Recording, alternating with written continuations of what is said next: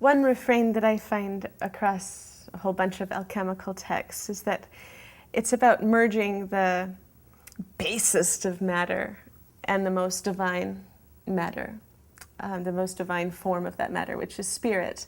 You can't have one without the other.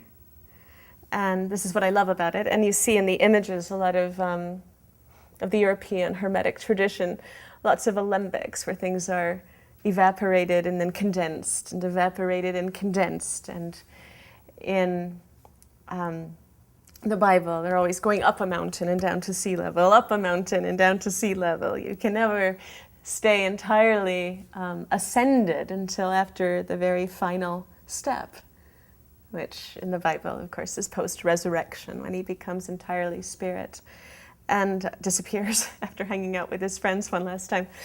And translating this into our real lives, it's about taking our base experiences, the mundane and also the traumatic and the horrid, and elevating them. And maybe you can only take this terrible experience up to here at a time, at a particular moment, and then it has to return to its painful state again.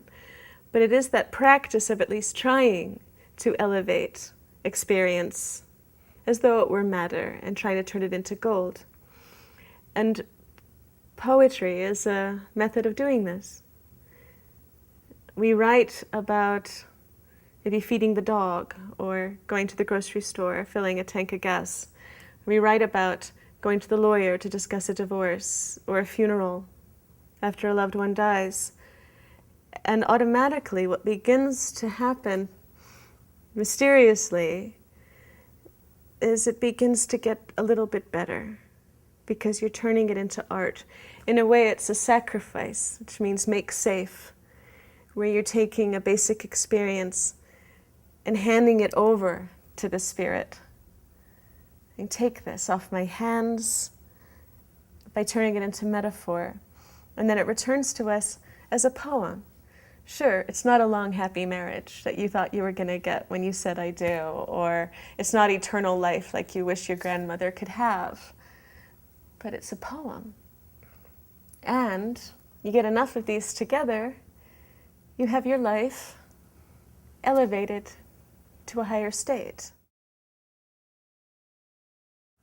And for the Taoists, this is the parallel to getting all the stagnant qi in our lives moving again through Tai Chi or Qigong. And all of our experiences that we just let stagnate in ourselves by not telling them, by not writing it down, stay in their lowest state, and they keep us dead.